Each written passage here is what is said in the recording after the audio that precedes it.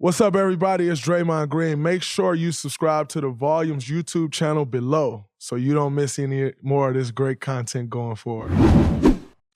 Moving on to other game twos, the Celtics and Bucks. Jackson's happy. Everybody clap it up for Jackson one time for the one time. Let's go. The Celtics come out 109-86. Now, if you remember correctly, I said when we were talking after game one, if you're both of those teams, you leave that game like, we didn't do this well, we didn't do that well, and we would see who got the better. Well, I said specifically, Giannis won't, if you're the Bucks, you think Giannis won't shoot 9 for 25 again. Giannis had a rough shooting night again. And that has a lot to do with the Boston Celtics defense. I don't know, after 2 games, you can see the Celtics, they are really, really, really loading up on Giannis. They're making it tough. And also, I think the thing that most people don't understand about the Celtics and what makes their defense so great is they have so much length. And so even when Giannis is driving past one guy or, driving into one guy, you have another 2 guys coming over. There's so much length. I mean, their starting lineup goes 6'11", 6'10", 6'9", 6'8", or 6'7", whatever you consider Jaylen Brown. And then they started Derek White, who's 6'5". So they're starting, and Marcus Smart normally starts who's 6'5". So their starting lineup, there's so much length. And it really makes it hard, especially for someone like Giannis who really lives in the paint. It really, really, really makes it hard for Giannis. And so their defense has done a great job now. And saying that this series, and before we talk about the series moving forward and back to Milwaukee, Jaylen Brown came out with a vengeance. Jaylen Brown came out, he said, I'm going to dominate my matchup. And Jayson Tatum then picked up from there. Now, the beautiful thing about that is everybody, and I spoke about this before, everybody was talking about Jaylen Brown and Jayson Tatum can't work, blah, blah, blah. You be very careful in getting rid of a number 2 who can come out and start like that and get you 30 points. I'm going to say that again, breaking that up.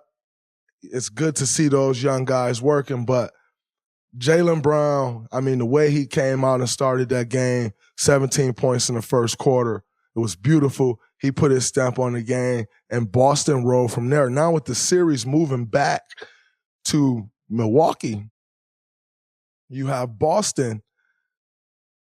They've done their job and getting it to 1-1. But now you have Boston going in there feeling good, knowing that we can stop Giannis. Can't stop him, but we can make him take tougher shots and throw off the percentages and just live with the tough ones. The thing about that is, going back to Milwaukee, all of those other guys are going to shoot better. They're going to shoot better on the road. They're going to play better. More like game one, Grayson Allen got it going. Those guys are really going to shoot better at home, which then makes that defense have to extend out more, and it creates more lanes for Drew and for Giannis to drive. So that's what I'll keep an eye on going into that game, is how the other guys shoot the ball, because role players, as I've said before, role players play better at home. So that's something to watch for. I think that'll help unlock Giannis.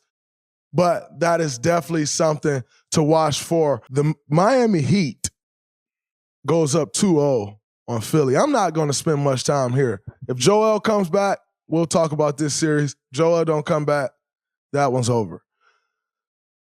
The Phoenix Suns versus the Dallas Mavericks. I do want to talk about this one because the Phoenix Suns, what they showed last night was, and I was watching that game in the first half, and I'm like, man, it's only a 4-point game, 2-point game. Dallas was playing pretty good. Phoenix weren't playing good. CP nor Book had got it going yet, and the game was right there. I knew they were in trouble. And so the Phoenix Suns showed why they are the number 1 seed. Chris Paul, one thing that Dallas has to understand is, if you're in a position where you don't have D-Book going, Chris Paul he's about to be 37 years old. He's a great player still. But as you get older, you just can't do that all the time, the whole game. And what Dallas has to realize is, when they have Chris Paul tamed, when they have Devin Booker under wraps, they have to take advantage of those leads. They have to take advantage of those times and build the lead up. You can't just sit around 4 because at some point, Devin Booker's going to make shots as he did. And at some point, Chris Paul is going to take over the game. We know that. That's who Chris Paul is. He's always been that way, but even more so now that he has to preserve energy more. That's just how it goes as you get older. It was absolutely beautiful to watch the way he took over that game. He's calling Luka into every switch. Now, people may say, oh, man, they're calling Luka into every switch, and that's important because they're scoring.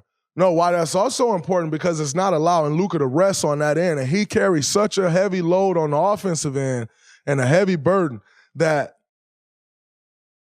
the energy that requires is through the roof. Well, for Luka, now having to defend that as well, I mean, that's a very, very, very tough one, and it's taking those legs away. So that's something to watch. As we saw Jason Kidd say, other guys got to step up. It can't just be Luka getting 30. You can't do that in the playoffs, but they're going home. And the other guys will shoot better at home. Luka will get them shots. And so that's what I'll be on the watch out for, just putting Luka in that action, draining his legs. And as you see, by that third quarter, he had 2 points. That's hard to sustain that over the course of 48 minutes. So I actually think Dallas will go home and they'll play better. But the Suns are controlling that series right now. They end up winning by 20 last night. I wouldn't say it was necessarily a 20-point game, but they won by 20. Dallas has to make some adjustments, and they have to find a way to get those guys involved early. In particular, Jalen Brunson. Jalen Brunson is going to need to play better. They're going to need that second guy if they're going to have a chance to beat a great defense like the Phoenix Suns.